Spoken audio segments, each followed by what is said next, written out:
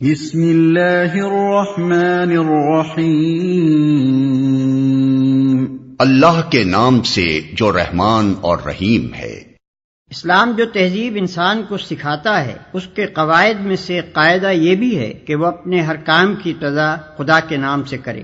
اس قاعدے کی پابندی اگر شعور اور خلوص کے ساتھ کی جائے تو اس سے لازماً 3 فائدے حاصل ہوں گے۔ ایک یہ کہ آدمی بہت سے برے کاموں سے بچ جائے گا، کیونکہ خدا کا نام لینے کی عادت اسے ہر کام شروع کرتے وقت یہ سوچنے پر مجبور کر دے گی کہ کیا واقعی میں اس کام پر خدا کا نام لینے میں بجانب ہوں۔ دوسرے یہ کہ جائز اور صحیح اور نیک کاموں کی ابتدا کرتے ہوئے خدا کا نام لینے سے آدمی کی ذہنیت بالکل ٹھیک سمت اختیار کر لے گی اور وہ ہمیشہ صحیح ترین نقطے سے اپنی حرکت کا آغاز کرے گا۔ تیسرا اور سب سے بڑا فائدہ یہ ہے کہ جب وہ خدا کے نام سے اپنا کام شروع کرے گا تو خدا کی تائید اور توفیق اس کے شامل حال ہوگی، اس کی صحیح میں برکت ڈالی جائے گی اور شیطان کی فساد انگیزیوں سے اس کو بچایا جائے گا۔ خدا کا طریقہ یہ ہے کہ جب بندہ اس کی طرف توجہ کرتا ہے تو وہ بھی بندے کی طرف توجہ فرماتا ہے۔ الحمد للہ رب العالمین، تعریف اللہ ہی کے لیے ہے جو تمام کائنات کا رب ہے۔ تعریف اللہ ہی کے لیے ہے۔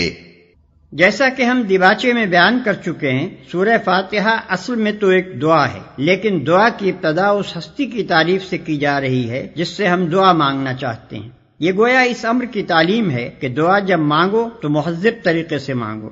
یہ کوئی تہذیب نہیں ہے کہ منہ کھولتے ہی جھٹ اپنا مطلب پیش کر دیا۔ تہذیب کا تقاضا یہ ہے کہ جس سے دعا کر رہے ہو پہلے اس کی خوبی کا، اس کے احسانات اور اس کے مرتبے کا اعتراف کرو۔ تعریف ہم جس کی بھی کرتے ہیں 2 وجوہ سے کیا کرتے ہیں۔ ایک یہ کہ وہ بجائے خود حسن و خوبی اور کمال رکھتا ہو، قطع نظر اس سے کہ ہم پر اس کے ان فضائل کا کیا اثر ہے۔ دوسرے یہ کہ وہ ہمارا محسن ہو اور ہم اعتراف نعمت کے جذبے سے سرشار ہو کر اس کی خوبیاں بیان کریں۔ اللہ تعالیٰ کی تعریف ان دونوں حیثیتوں سے ہے۔ یہ ہماری قدر شناسی کا تقاضا بھی ہے اور احسان شناسی کا بھی کہ ہم اس کی تعریف میں رد اللسان ہوں۔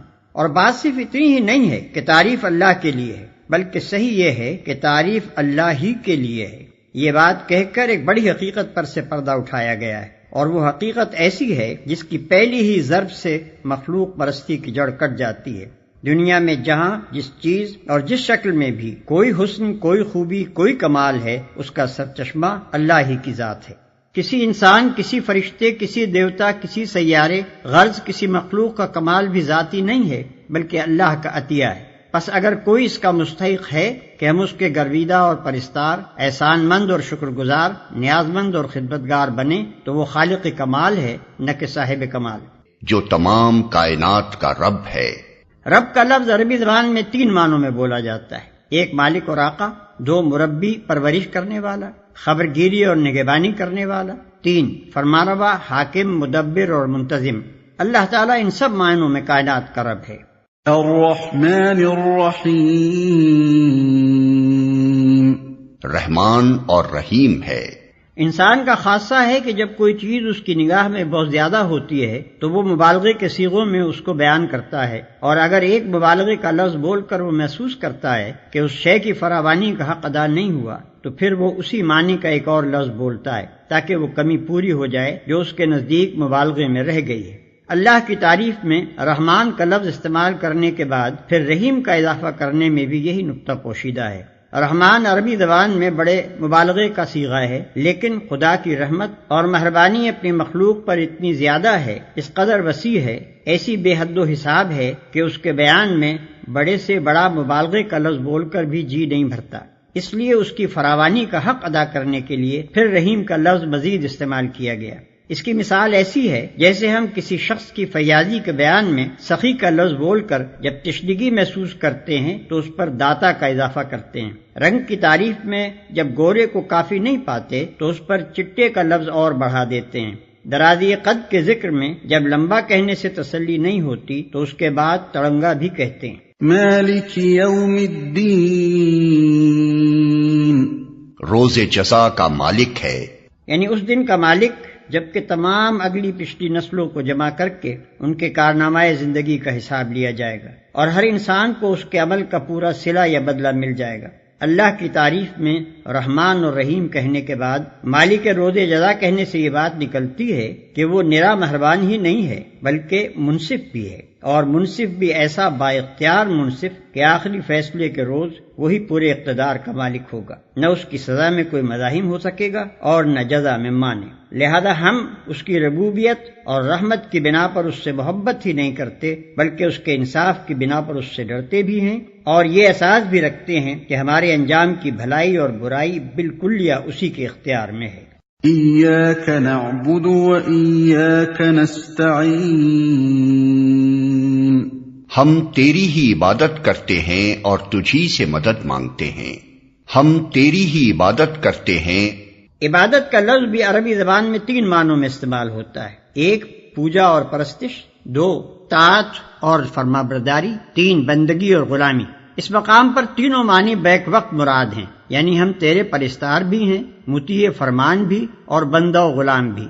اور بات صرف اتنی ہی نہیں ہے کہ ہم تیرے ساتھ یہ تعلق رکھتے ہیں، بلکہ واقعی حقیقت یہ ہے کہ ہمارا یہ تعلق صرف تیرے ہی ساتھ ہے۔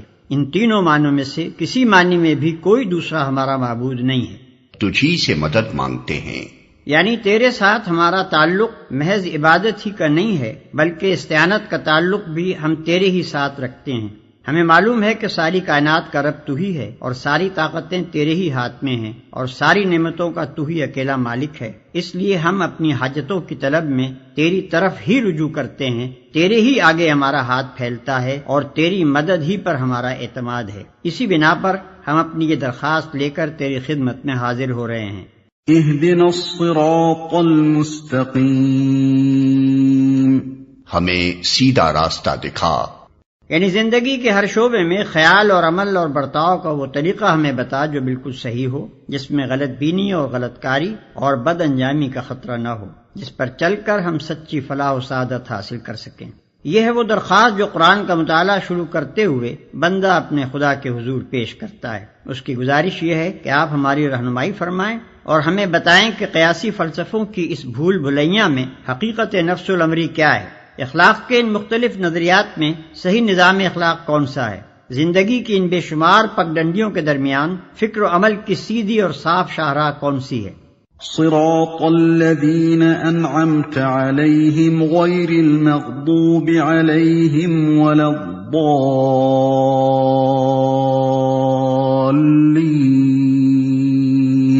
ان لوگوں کا راستہ جن پر تو نے انعام فرمایا، جو ماتوب نہیں ہوئے، جو بھٹکے ہوئے نہیں ہیں، ان لوگوں کا راستہ جن پر تو نے انعام فرمایا۔ یہ اس سیدھے راستے کی تعریف ہے جس کا علم ہم اللہ تعالیٰ سے مانگ رہے ہیں، یعنی وہ راستہ جس پر ہمیشہ سے تیرے منظور نظر لوگ چلتے رہے ہیں، وہ بے خطا راستہ کہ قدیم ترین زمانے سے آج تک جو شخص اور جو گروہ بھی اس راہ پر چلا وہ تیرے انعامات کا مستحق ہوا اور تیری نعمتوں سے مالا مال ہو کر رہا۔ جو ماتوب نہیں ہوئے، جو بھٹکے ہوئے نہیں ہیں، یعنی انعام پانے والوں سے ہماری مراد وہ لوگ نہیں ہیں جو بظاہر عارضی طور پر تیری دنیاوی نعمتوں سے سرفراز تو ہوتے ہیں مگر دراصل وہ تیرے غضب کے مستحق ہوا کرتے ہیں اور اپنی فلاح و سعادت کی راہ گم کیے ہوئے ہوتے ہیں۔ اس سلبی تشریح سے یہ بات خود کھل جاتی ہے کہ انعام سے ہماری مراد حقیقی اور پائیدار انعامات ہیں جو راست روی اور خدا کی خوشنودی کے نتیجے میں ملا کرتے ہیں، نہ کہ وہ عارضی اور نمائشی انعامات جو پہلے بھی فرعونوں اور نمرودوں اور قارونوں کو ملتے رہے ہیں۔